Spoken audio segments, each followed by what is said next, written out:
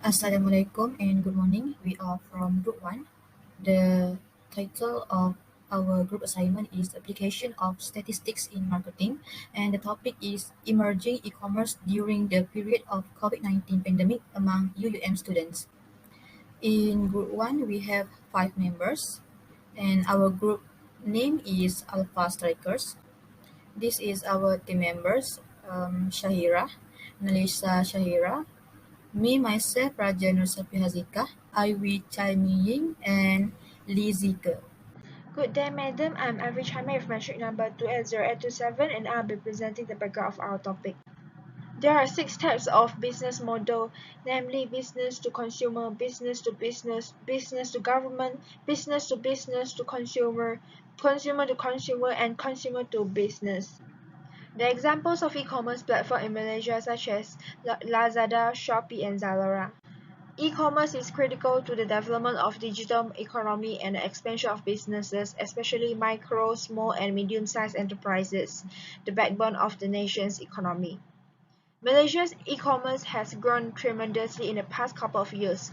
By referring to the Department of Statistics Malaysia, it was reported that the total income for e-commerce transactions in 2021 was 1.9 trillion, a growth of 21.8% as compared to 896 billion in 2020. Greeting to Madam and everyone. My name is Nushairah binti Mama Asa with a metric number of 276913.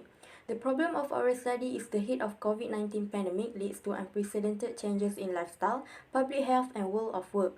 People alternate to use internet in every dealings and cause the booming of e-commerce platforms.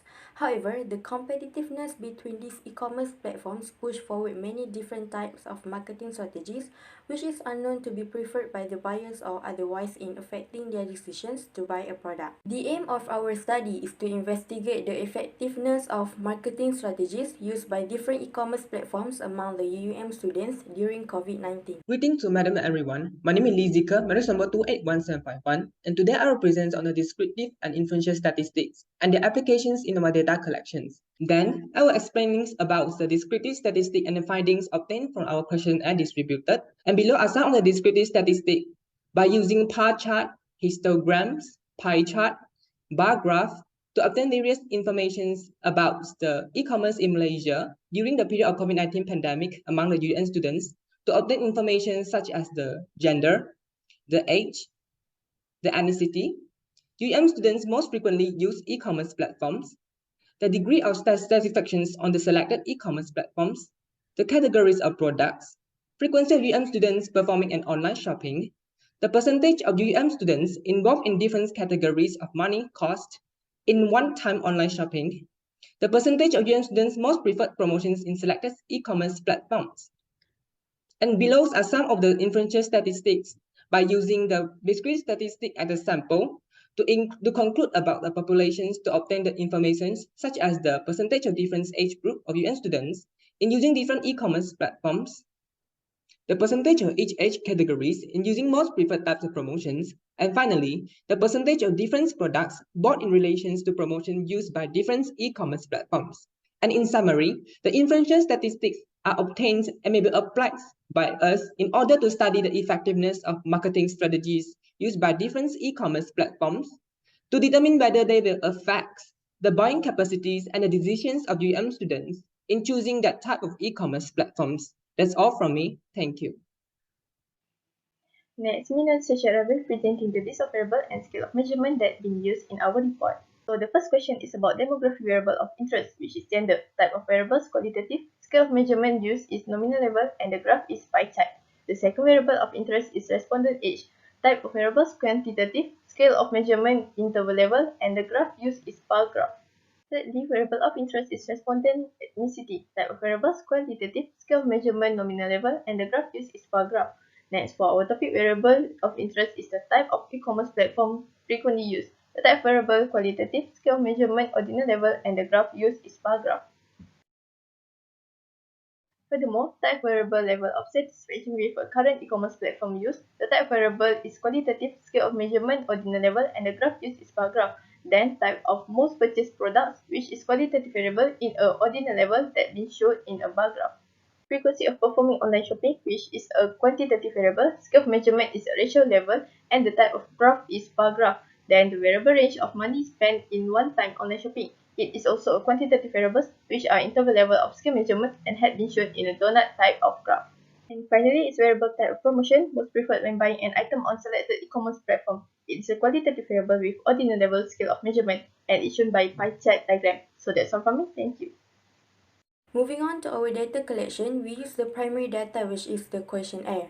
The data collection is done by getting 50 randomly selected students of UUM to answer the questionnaire through the Google form link that we provided to them. Our sample is 50 randomly selected students of UUM, and the population is the collections of all UUM students.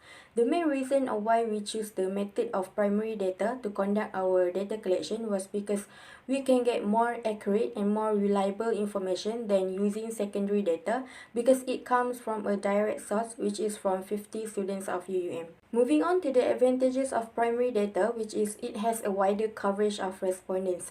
For instance, we get a various ethnicities of UUM students and a various range of their ages. Besides, respondents have enough time to answer the questionnaire, which they are able to think the questions given truthfully and got more detail before answering. Next is the disadvantages of primary data and the way we overcome it. First, it is a one-way interaction, which respondents cannot directly ask us any questions that they don't understand regarding the questionnaire, because it is a one-way interaction. So in order to overcome this disadvantage, we make sure that we have provide a full and detailed information of our questions, so that it will be easy for respondents to understand and answer them without having any confusion. The second disadvantage was it has a low response rate. So we always keep them updated and repeatedly share the questionnaire, so they will be noted and able to answer it. In conclusion, we can learn how to gather facts and do analysis to assist us in interpreting our group project. Finally, statistical knowledge enables researchers collect data using appropriate methodologies, conduct appropriate analysis, and effectively convey the result. So that's all from our group. Thank you.